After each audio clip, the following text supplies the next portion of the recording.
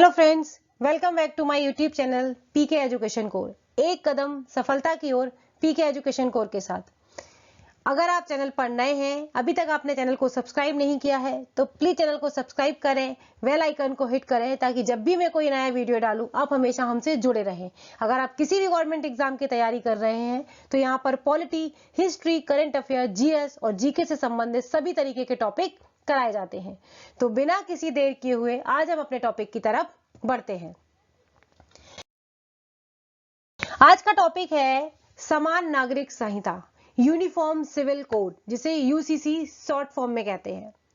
आपने इसके बारे में बहुत सुना होगा, पहले भी मैंने कई वीडियोस बनाए हैं इनके बारे में, लेकिन इसके बारे में जानना क्यों जरूरी है? क्या है आखिर ये समान नागरिक संहिता? क्यों हमेशा समय समय पर ये एक मुद्दा बन जाता है हमारे संसद का, और क्यों लोग इसे लागू करने नहीं देना चाहते हैं? इसके पीछे क्या रीजन है?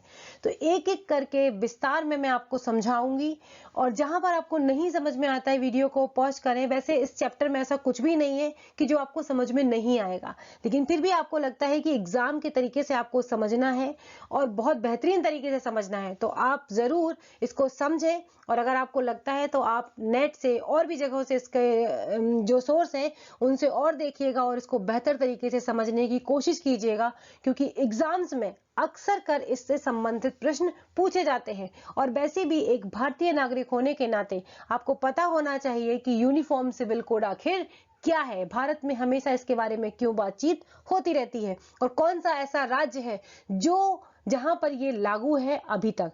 उसके अलावा ऐसा कोई और राज्य नहीं है भारत का जहां पर यूनिफॉर्म सिविल कोड लागू है।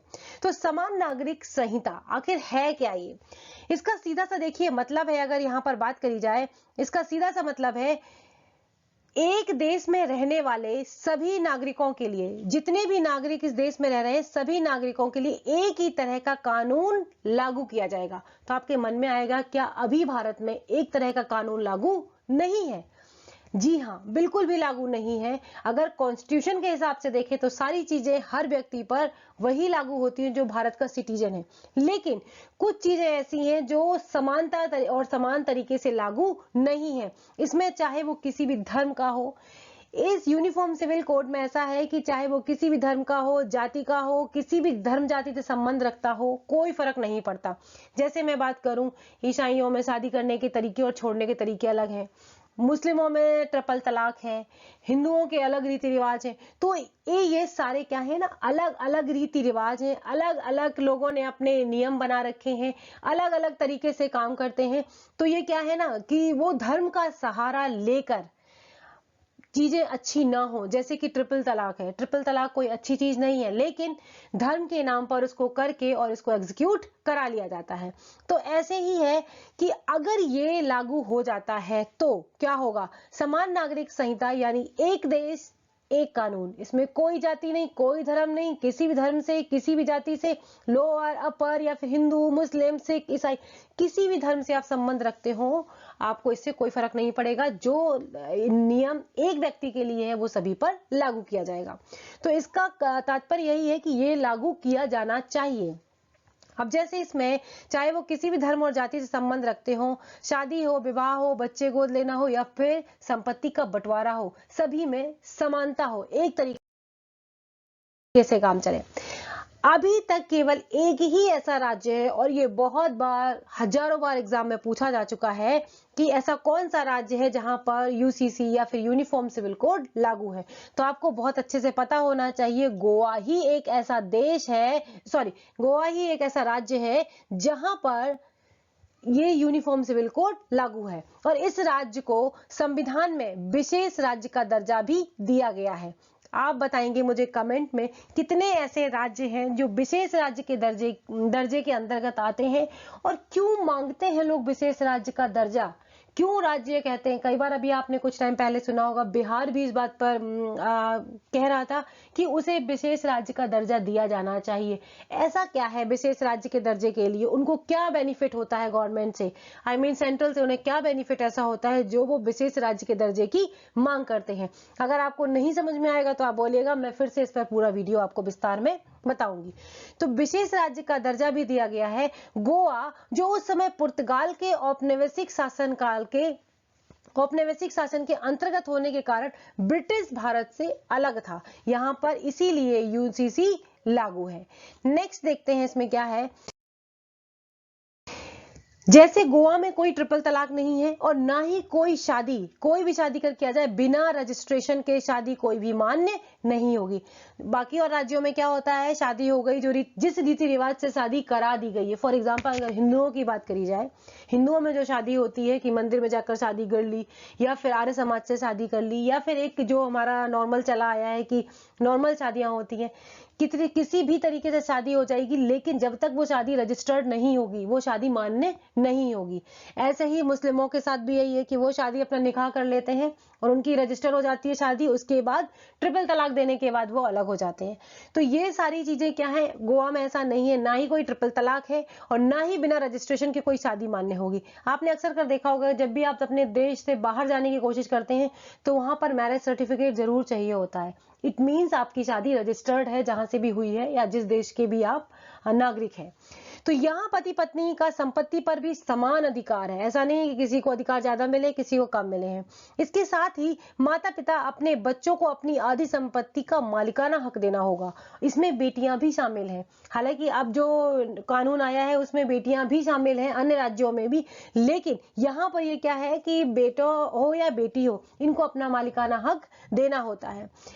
इसका पहली बार जिक्र जो हुआ था, कब हुआ था, 1838 में। 1838 के बारे में जब आप हिस्ट्री में पढ़ेंगे आपको बहुत सारी चीजें देखने को मिलेंगी, और मैंने भी आपको आधुनिक भारत जब पढ़ाया है तो बहुत कुछ डिटेल में समझाया है। हेस्टिंग योजना में ब्रिटिश काल में आया था ये, और कहा गया था कि अपराध हो गया और सबूत हो, अपराध और बिना सबूत है या ठगी जैसी जो इस प्रकार के मुद्दे हैं, इन जैसे चीजों के लिए एक जैसा कानून ले आना चाहिए, ये उस समय पे अंग्रेजों ने कहा था। लेकिन अंग्रेजी सरकार का भी क्या था, क्योंकि हर तरीके से भारत हमेशा एक, कहने को भले ही कैसा भी देश रहा हो, लेकिन हमेशा ये अपने धर्मों में ही बटा रहा है, धर्मों के लिए हमेशा इसमें चलता ही रहा। तो अब ये उस समय पे ये अंग्रेज भी चाहते थे कि मैं बीच में क्यों पढ़ूं इन चीजों के, क्योंकि उन्हें उस विरोध का सामना करना पड़ता और वो चालाकी से अपनी सारी चीजें करके किसी भी विरोध में पड़ना नहीं चाहते थे। तो इसलिए उन्होंने क्या किया कि भारतीय समुदाय के उनको विरोध का डर था, इसलिए उन्होंने भी इसमें कोई भी अपना हस्तक्षेप नहीं किया और उन्होंने कहा ठीक है जैसे चल रहा है वैसे चलने दो, इससे उन्हें कोई परेशानी नहीं। हाँ, अगर उन्हें कोई परेशानी होती इससे तो वो जरूर इसमें हस्तक्षेप करते, लेकिन उनको परेशानी नहीं थी। हालांकि समान नागरिक संहिता का उल्लेख भारतीय संविधान के भाग 4, जो आपके एग्जाम के लिए इंपॉर्टेंट है, भाग 4 अनुच्छेद 44 में है। अनुच्छेद जो आर्टिकल 44 है उसमें भाग 4 में यूसीसी का जिक्र किया गया है। फिर क्यों अभी तक लागू नहीं हुआ है? देखिए मैंने आपको वैसे भी डिटेल में बता दिया है, लागू न किए जाने के पीछे बहुत सारे कारण हैं। सभी अपने अपने धर्मों को मानते हैं, भारत एक विविधतापूर्ण देश है, तो यहाँ पर परिवार, जब एक ही परिवार के सदस्य या वो अलग हो जाते हैं तो कोई किसी को मानता है कोई किसी को मानता, जब उनके रीति रिवाजों में और विचारों में इतने मतभेद हैं तो फिर सोचिए इतने बड़े देश में इस चीज को लागू करना बहुत ही मुश्किल है। उसके बाद फिर अलग अलग बहुसंख्यक लोग अलग, हालांकि हिंदू बहुसंख्यक है लेकिन उसके बावजूद भी मुस्लिम जो है, सिख जो है, बौद्ध जो है, इनके अपने अलग ही कानून है और इनको इन कानूनों के हिसाब से उनको लगता है कि वो अपने कानून चलाएंगे, वो अपने हिसाब से चीजें करेंगे, वो उनका मामला है। तो इस वजह से ये अभी तक लागू नहीं हो पाया, ना ही कोई पक्ष चाहता है कि इसे लागू किया जाए। हालांकि समय समय पर यह चीज आती है कि ये लागू हो जाना चाहिए, यूसीसी लागू होना चाहिए। वैसे मेरा भी यही मानना है कि यूसीसी लागू होना चाहिए। आप कमेंट में जरूर बताइएगा कि आपका क्या मानना है, क्या यूसीसी लागू होना चाहिए।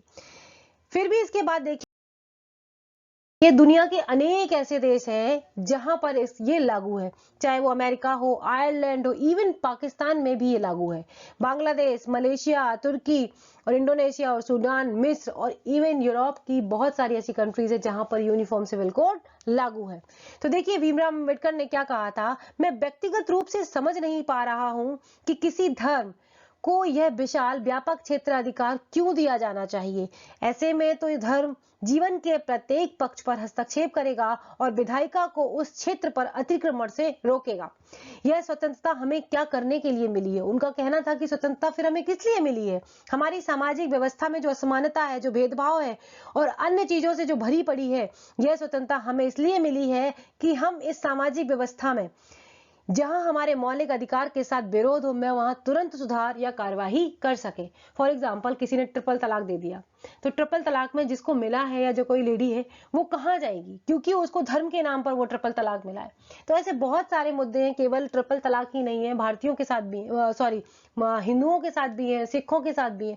तो अलग अलग कानून ये लोग धर्म के नाम पर अपने चलाते हैं, जो कि एक देश के लिए अच्छी चीज नहीं है। वीडियो कैसा लगा आपको? वीडियो अच्छा लगा हो तो प्लीज लाइक कर देना, शेयर कर देना। चैनल पर अगर नए हैं तो सब्सक्राइब कर लेना। अगले वीडियो में फिर मिलेंगे, तब तक के लिए बाय बाय दोस्तों, नमस्कार।